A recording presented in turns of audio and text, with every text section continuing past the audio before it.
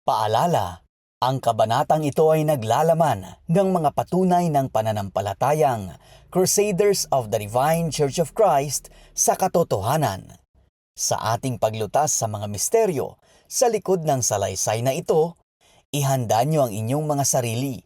Buksan ang inyong isipan sa rasyonal na diskurso.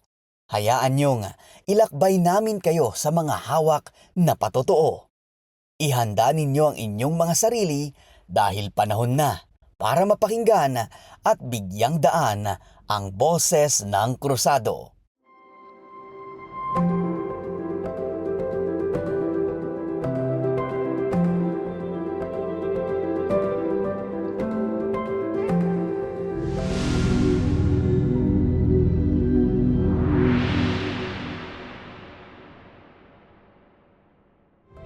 Masagana at mapagpalang araw mga kapatid, kaibigan at kapamilya.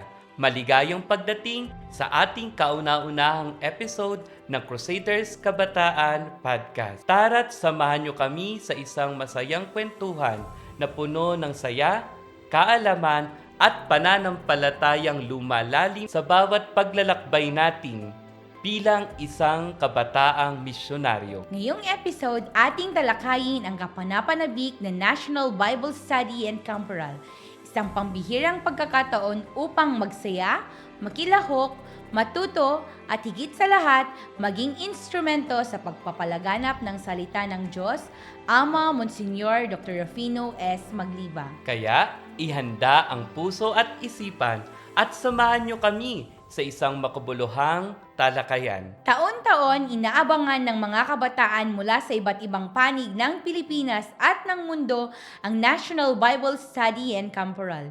Ito'y hindi lang tungkol sa pag-aaral sa salita ni Ama RSM, kundi tungkol sa paghasa ng ating pananampalataya at paglago bilang mga kabataang misyonaryo. Tama, ang kabataang krusado ay hindi lang tagapagpalaganap ng salita ng Diyos, kundi talentado at handang ipamalas ang kanilang kakayahan. Kaya naman, ngayong episode na ito, ilalatag namin ang mga inihandang gawain ng Crusaders Kabataan Federation para sa darating na kamporal. Huwag na nating patagalin pa, tara't simulan na ang Usapang NBSC. Ako si Julius L. Grospe mula sa Nueva Ecija Archdiocese. Narito din naman ang ating CKF National President, Madam Roxanne Vina D. Leniano mula sa Ilocos Norte Archdiocese. At ito ang Timek T. Cruzado. Yes, alam niyo ba mga kabataan na sa darating na December 21 to 28, 2024, magaganap ang pinakahihintay nating National Bible Study and Camporal? Talaga namang exciting ang lineup ng mga aktibidad na naghihintay sa atin. Hindi lang ito basta pag-aaral. This will be an adventure in faith, fellowship, and fun. Marinig ko lang ang NBSC ay dagli-dagling dumadating sa aking hinagap, ang tugtugan ng Dynamite at Winter Games. Naalala mo pa ba yun, Ma'am Roxanne? Yes naman, sir. Yes, sabayan pa ng pangmalakasang palakpakan at hiyawan kapag nababanggit na ang pangalan ng Archdiocese ng bawat isa. Ikaw, Ma'am Roxanne, kapag naririnig mo ang NBSC, ano ang kauna-unahang pumapasok sa iyong isipan?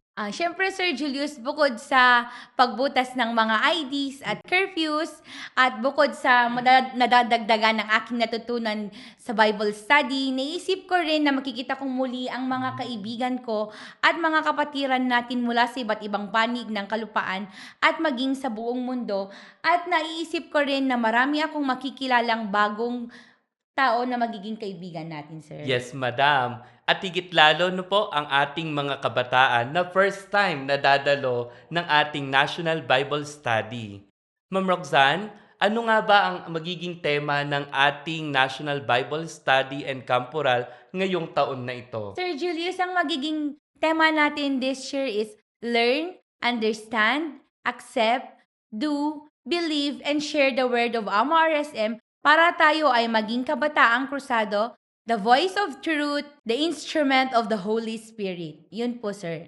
Yes, parang ngayon pa lang ay sobrang na-excite na ako sa mga bagong matututunan na mga aral at katotohanan mula sa ating Bible study. Bilang paghahanda sa nalalapit na NBSC 2024, ano-ano ang mga paghahandang ginaganap ng ating National Crusaders Kabataan Federation para masiguradong magiging mabunga at makabuluhan ang ating NBSC 2024? Yes, Sir Julius, ang unang ginagawa ng mga national officers natin at saka mga representative ng bawat archdiocese is kailangan nating malaman kung kailan yung end of classes ng ating mga kabataan upang alam nila kung kailan isa-set yung schedules natin, sir. And then after we set our schedules, gagawa tayo ng activities na angkop sa lahat ng archdiocese. And then, yun po yung pinagpupulungan natin. Last October, tapos na po natin yung mga activities. And then, nung November po, sir, natapos na din po natin yung committees ng bawat archdiocese. Kung sino yung archdiocese na in charge sa mga activities. And then, natapos na rin natin yung mga gagawin, sir. So, alam na natin. And alam ko na yung mga archdiocese ngayon, sir, is nasa kalahati na ng paghahanda ng nalalapit na NBSC. This year, ang kaibahan kasi this year, madami akong officers na kasama. Dati kasi, yung mga national officers din, sila din yung archdiocesan president. Kaya medyo mahirap siya, lalo na pag kailangan yung archdiocesan president dun sa kanilang archdiocese sa camp, kailangan mag-pull out siya, pumunta siya dun sa archdiocese niya. So this year kasi, binago na namin yung mga line up ng officers. So, iba na yung mga national officers, meron pa din naman mga archdiocesan president. Pero pag archdiocesan president ka, meron ka pa ding representative from your archdiocese.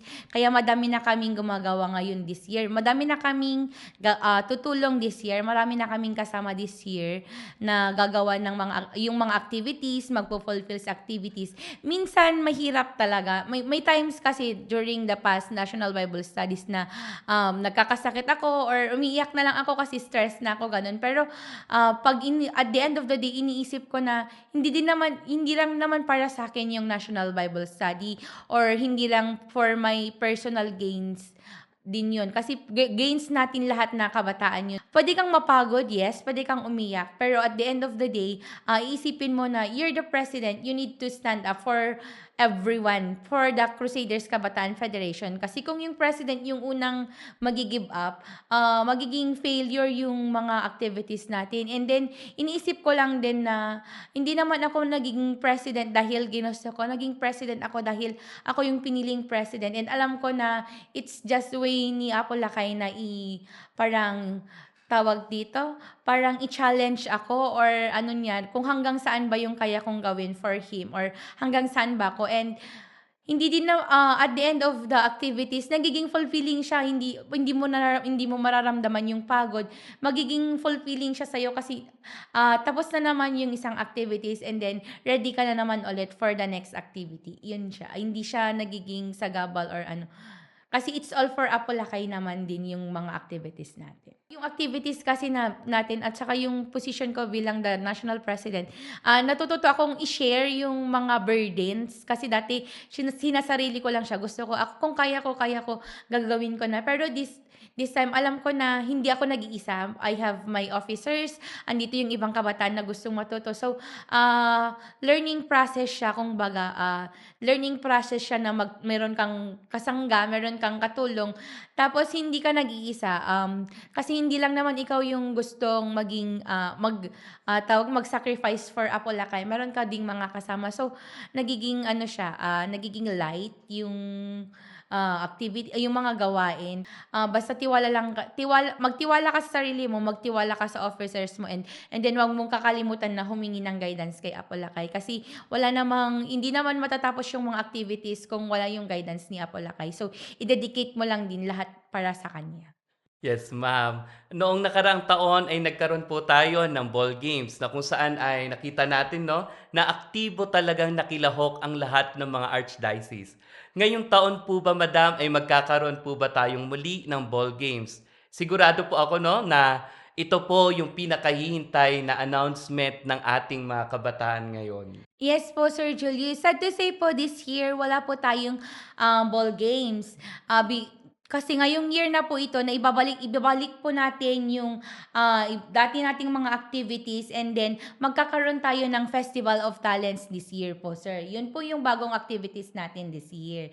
Nagawa na po natin actually yung Festival of Talents noon via virtual nga lang. Pero ngayon po gagawin na natin siya via face-to-face kasi okay naman na po kasi hindi na po yung COVID. Wala ng COVID, sir. Wow naman, madam, no po? Ngayon pa lang ay sabik na ako at sigurado ako na maging ang lahat ng ating mga kabataan sa iba't ibang archdiocese ay hindi na makapaghintay pa na dumating ang December 2024. Ano-ano naman, madam, ang mga activities na ating aasahan sa Festival of Talent? Yes po, Sir Julius. Ang mga activities po natin na binabalik natin is yung Battle of the Brains and case presentation.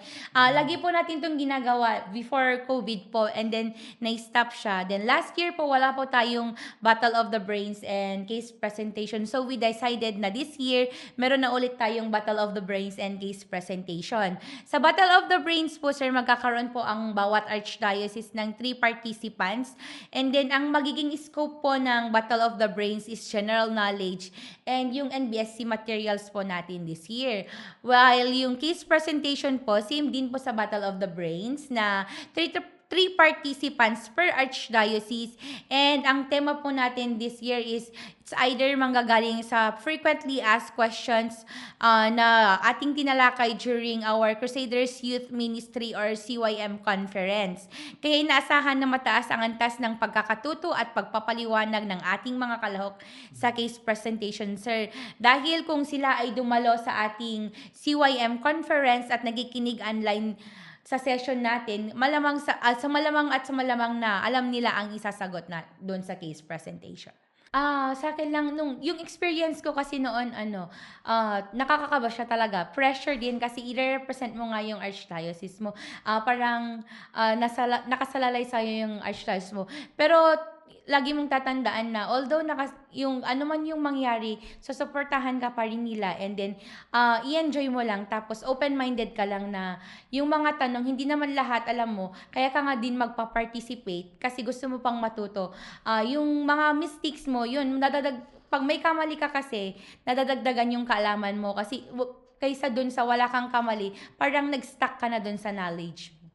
Opo, at namiss ko talaga itong Battle of the Brains at case presentation na ito dahil sa mga activities na to, ma'am, nakikita natin kung gaano nakalawak at kalalim ang natutunan at naunawaan ng ating mga kabataan tungkol nga po sa ating pananampalataya. Dahil sa mga limitasyon ng ating nakarang NBSC, ay hindi tayo nakapagdaos nito nung nakaraang taon. Inaasahan ng lahat na mas paghuhusayan pa ng mga kalahok ngayong taon dahil ngayon na nga lang po ulit mangyayari itong case presentation and Battle of the Brains. Bukod dito, madam, ano pa ba ang mga activities na abangan ng bawat kabataang krusado na lalahok sa ating NBSC 2024? Yes po, Sir Julius. Ang isa pa pong activities natin upang may pamalas naman ang kausayan at galing ng mga kabataang krusado sa larangan ng sining at pagkamalikhain, magdadaos tayo ng cultural show na kung saan ang bawat archdiocese sa pamamagitan ng kanilang piniling sining, sayaw, awit, or pag-arte ay ibibida nila ang kanilang kulturang Pilipino.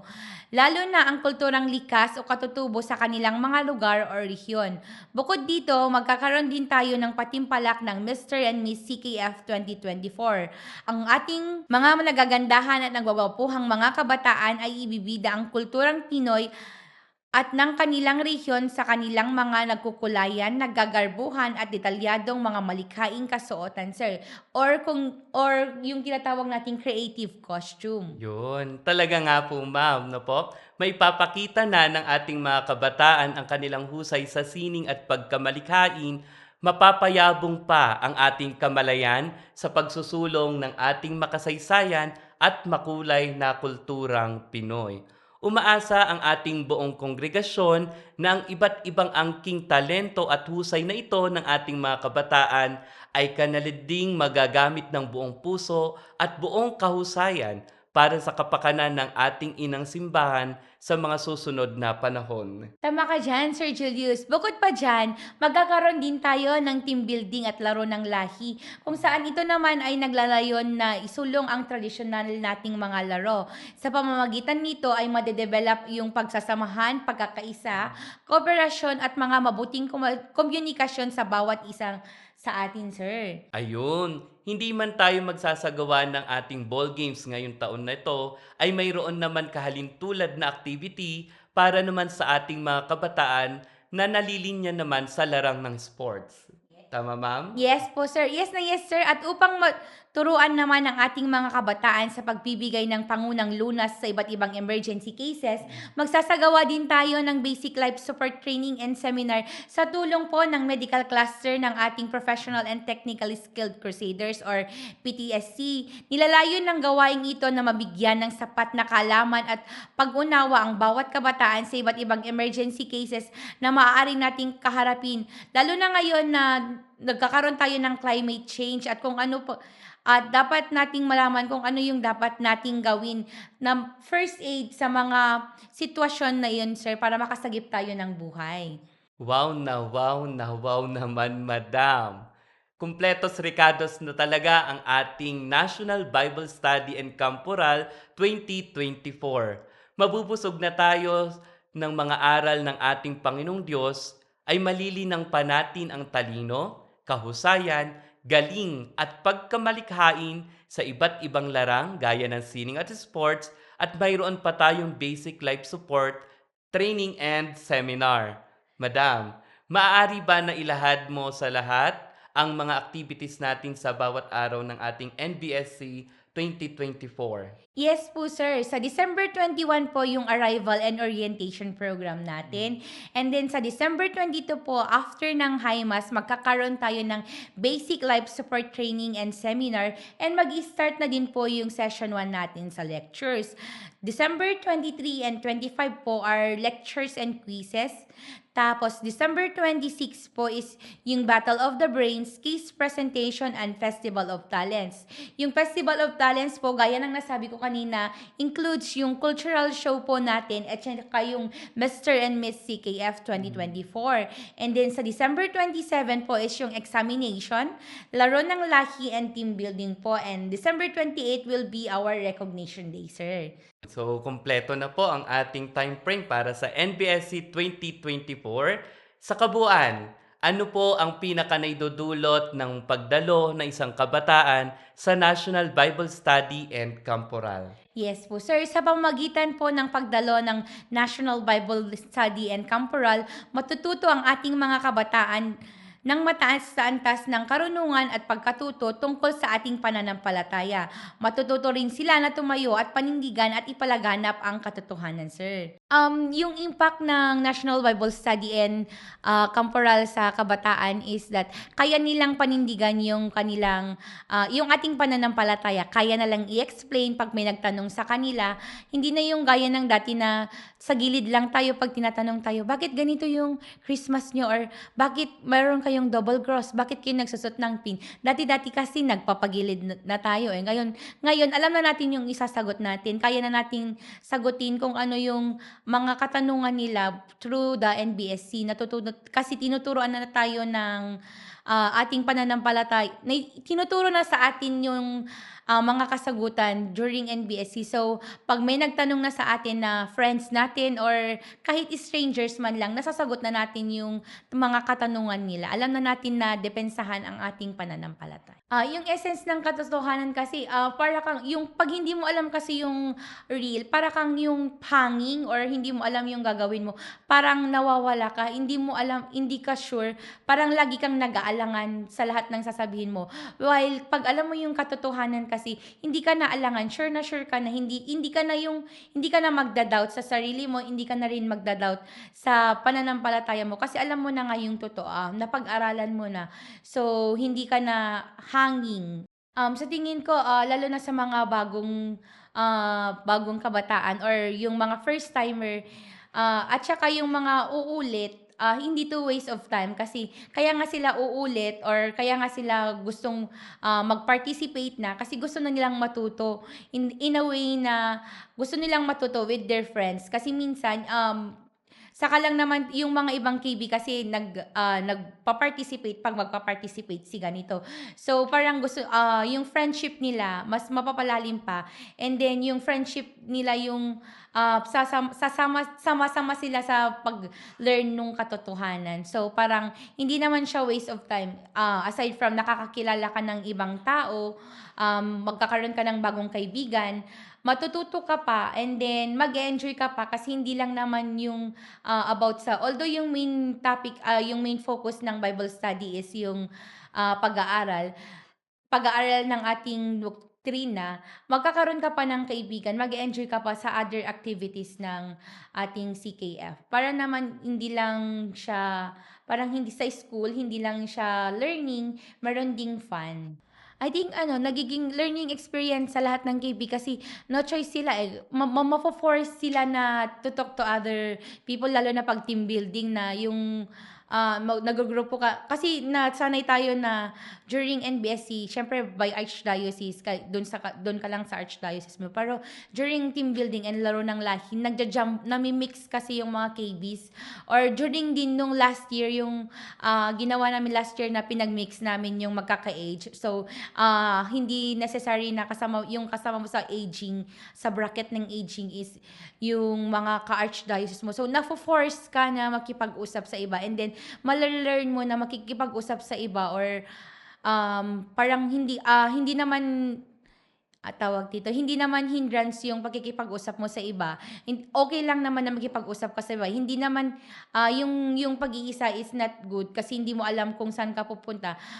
Kaya mafo-force ka to participate din sa mga activities. Parang yung kasing may experience kasi kami na sa Ilocos Norte nung president pa ako sa Ilocos Norte na may isang KB na wala siya talagang gustong samahan and then finors lang namin siya tapos at the end of the Bible study nung tinanong na namin siya madami na siyang naging friends sabi niya ay okay po pala ate okay po pala yung makipag-communicate sa iba hindi pala mas gumagaan pala yung pagre-review ko yung mga gawain ko kasi may kasama ako yun parang hindi lang na-strengthen yung faith mo, na-strengthen din yung pagkakaroon mo ng kaibigan, na-strengthen din yung communications mo to other KB kasi the situation forced you to talk to other KB. Isa ang NBSC or National Bible Study and Camporal sa mga activities ng kabataan na pinakahintay ko sa buong sangtaon. Dahil dito, no, sa NBSC ay nagkakasama-sama tayo na magkaka-archdiocese, sama-sama tayong tumutungo dito sa ating Central Church. And then, dito ay nakakasama natin ang mga iba nating kapatiran na nagmula pa sa iba't ibang archdiocese. Ito yung isa sa pinakagusto ko na nakikita ko ulit yung mga dati ko nang nakilala at naging kaibigan. At the same time ay nagkakaroon ako ng pagkakataon na makilala pa ang iba pang mga kapatiran natin na nagmula pa sa iba pang lugar. Sa pamamagitan nito ay napapalawak natin ang mga ating connections and network na patungkol sa ating kongregasyon. At ang pinaka gusto ko na experience talaga na binabalik-balikan ko tuwing NBSC ay yung banding ng aming archdiocese, ang ating mga nasasakupan sa aming archdiocese na nakikita ko ang pagsisikap, gayon din ang sakripisyo ng bawat isa. Ang experience dito sa national level kumpara sa archdiocese ay masasabi nating magkaiba. Parehas na nagbibigay tayo ng sakripisyo, hinahandog natin ang sarili natin na buhay, na handog, no? Ang lahat ng efforts, time, sacrifices talagang binibigay natin parehas sa level na yon. Ngunit dito sa national, talagang dito mo makikita talaga na ang ating mga kabataan sa kanya-kanya nating archdiocese ay willing talaga na matuto. Dahil kung hindi sila willing na matuto ang 8 araw hanggang 10 araw na NBSC, ay hindi nila gugugulin dito na tayo ay nakahiga lamang sa mga ating banig, sa mga lapag lamang, no? At kinakaya natin ang mga pagsubok sa pag-aaral ng mga salita ng Diyos, lalo na ang ating panahon at gayon din ang iba pang mga aspeto patungkol dito. So dito nakikita ko na yung mga kabataan na talagang yung buong puso na paglilingkod ay yun po ang nagbibigay sa akin ng patuloy na motivation at inspiration upang mas lalo pang magsilbi na isang kabataang krusado at maging sa mga susunod na panahon pa sa iba pang departamento ng ating pananampalataya. Kaya naman, sama-sama nating ipakita ang ating dedikasyon sa paglilingkod, pagkakaisa at pananampalataya. at sa pagkakataong ito, ating ihanda ang ating mga puso at isipan para sa isang makabuluhan at masayang paglalakbay bilang isang kabataang matatag, matibay, at puno ng pag-asa at pananampalataya. Halina, Intayon, tara na! umaikan. Let's go sa National Bible Study and Camporal 2024. Wag Nang Palampasin. At wag nang magpapaiwan. Mga kalendaryo'y markahan. Magkita-kita tayo sa darating na Disyembre. See you, CKF!